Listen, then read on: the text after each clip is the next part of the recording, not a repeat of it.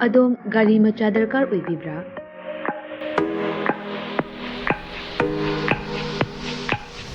Supnagi minute kuntragi manungda document ichang changdana Vespa amadi Aprilia gi apamba model sing supna dagi lupa lising tara khaktang puthok piduna loan oina lawba yabagi khudong chaba pizare. Akupa marul kidamak contact tawbirau 9089895330 amadi 9615823252 Tulasi Motors Private Limited Thangmaiban amadi Sangay Pro Kudong Chaba si Mangan Bigano ngasi mag-contact tawbirau terms and conditions apply.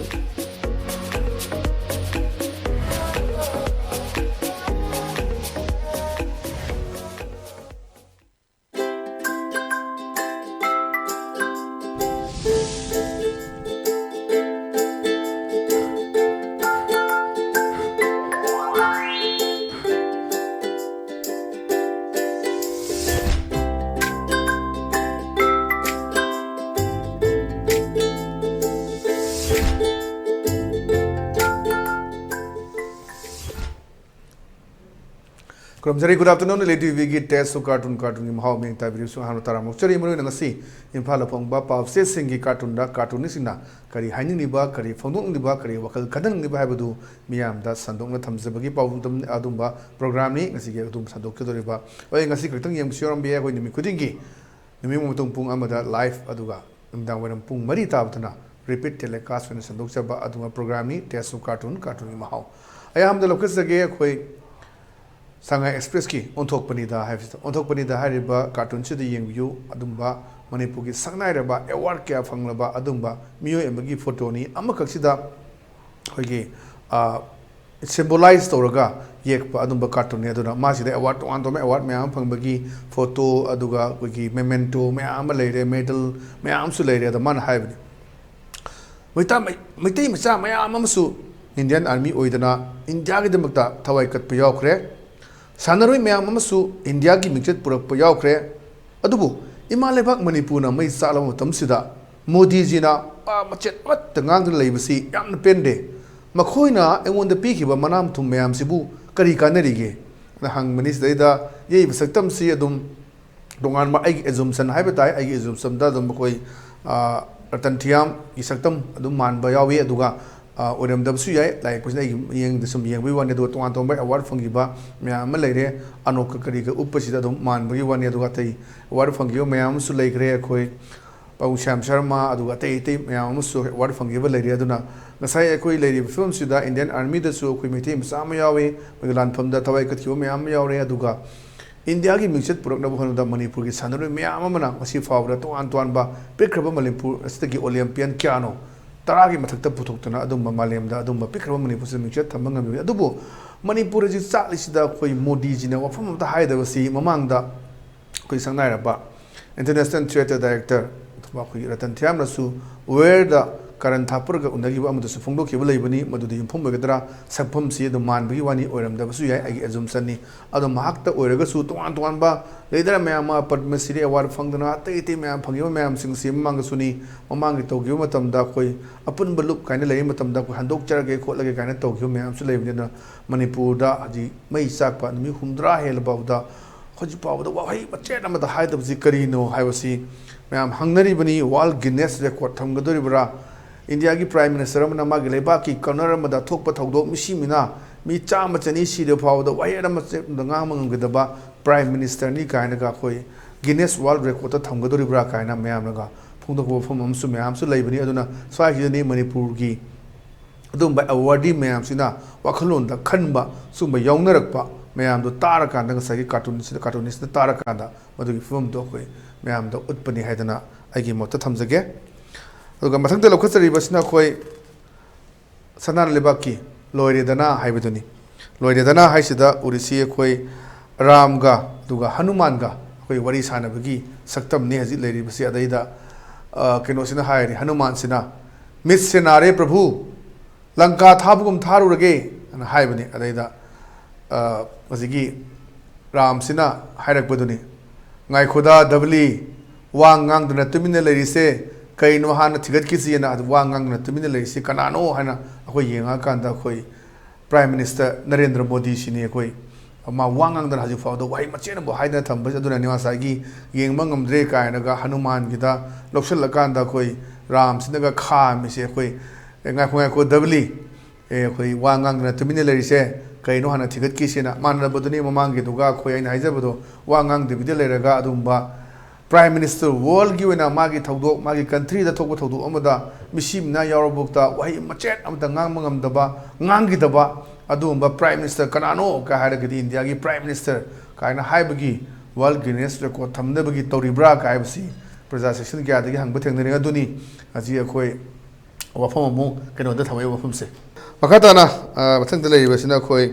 pongna phomgi balo he haibaduni balo haiba sinsida khoi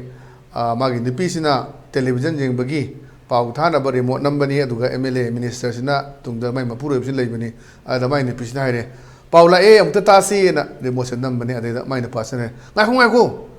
ai khoi bu chei thangba miyam maduna ngang pau adu bu taning bra ha ama thau ona hajiksi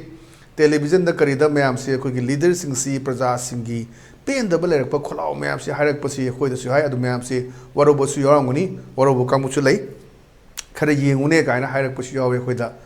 khoi adu bo khoi yenga khoi isa gi dum ethics khangna praja singi kholau si su ta da bja bo se praja gi kholau hai bse miyam gi kholai bse ishor gi kholau ga chak mane na haine ri bina praja sing haire post se khara ta bam su sangi responsible labor leitaba ka haiduna tongana thigi se praja sing chinani bot thadara kanda kara kanda elected ora kanda minister oidana chief minister oidana MLA oidana tori miyam sina praja gi kholau se tabam thokpani moina ngani mangang sunu akhoi haiduni praja na khuji kudi munga laure e haidana modi gi makoi phoini hai adu tawnena pawdo phonggen gadra ka haiba potu praja sing haire du kari gi haire ino du khandabudune mathau tari se aduna praja gi kholau gi tawge people's voice is God voice of the God haina koina haina riba dunia duna khara khang makan ba machange adudani khang mangamakta baduni masai gi MLA minister sina mai ni pisine pau taning badida ngai ko ai khoi bu chei thangba miya maduna ngang pau du taning bra ha ama thawana na ada taba machange aduga koina ine tai haidana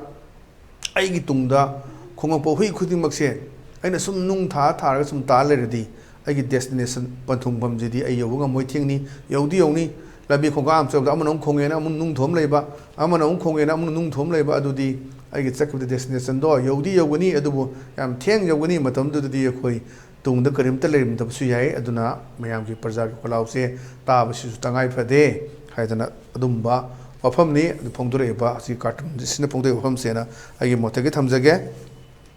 mathang da leib sina khoi Hoilan pau gi as loire haibaduni ta ulibasi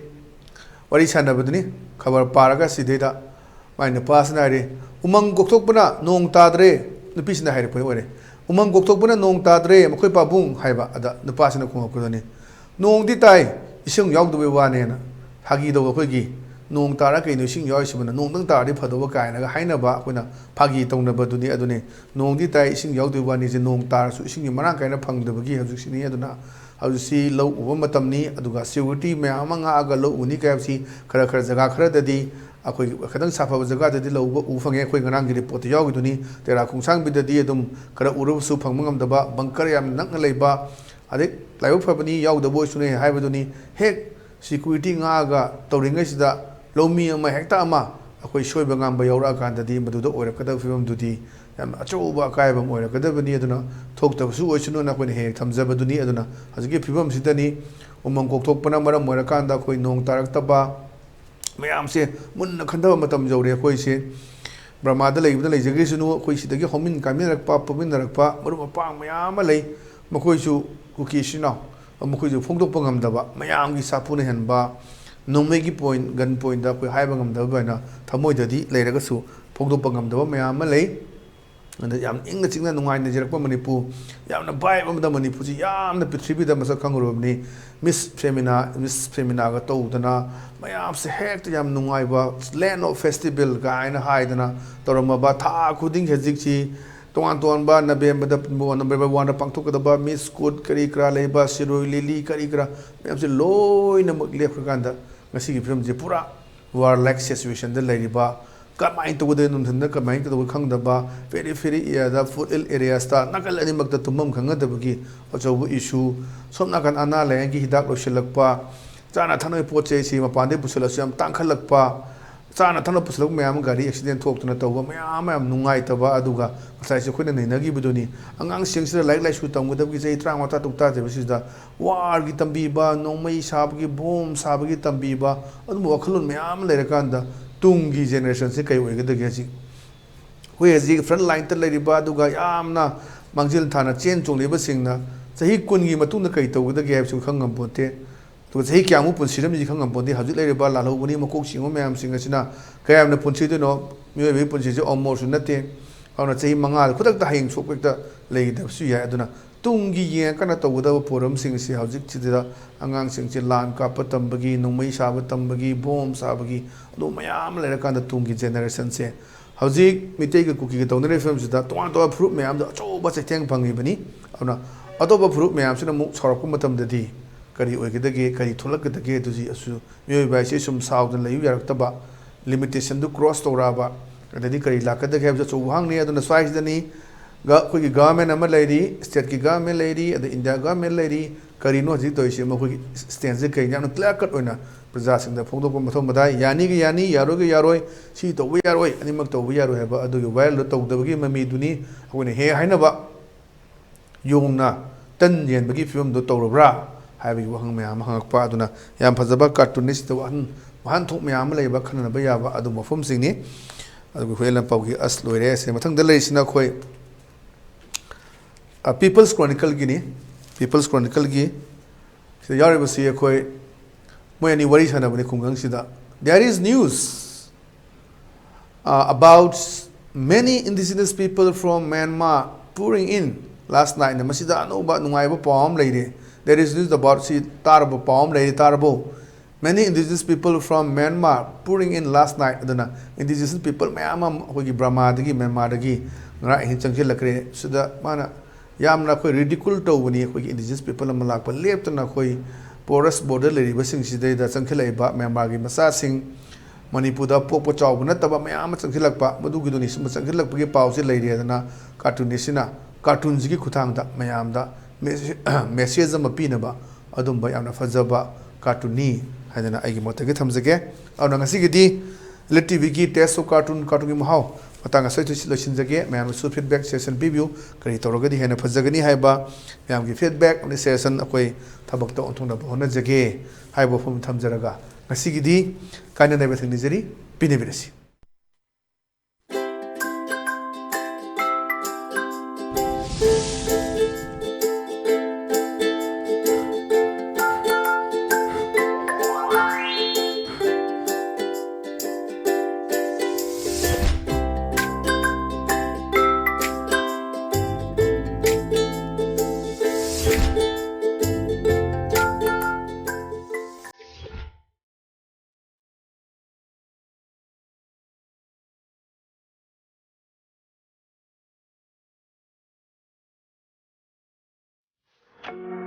अदोम गाड़ी मचा दरकार ओइबिब्रा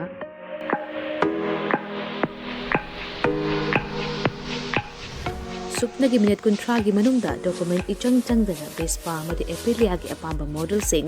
सुपनदगी लुपा लिसिंग तरा खक्तंग पुथोकपिदुना लोन ओइना लौबा याबगी खुदोंग चाबा पिजरे अकुपा मरोल किदमक कांटेक्ट तौबिराउ 9089895330 अमदि 9615823252 Tulsi motors private limited Thangmeiband अमदि संगाई ब्रो खुदोंग चाबा सी मांगन बिगनो ngasimak कांटेक्ट तौबिराउ टर्म्स एंड कंडीशन अप्लाई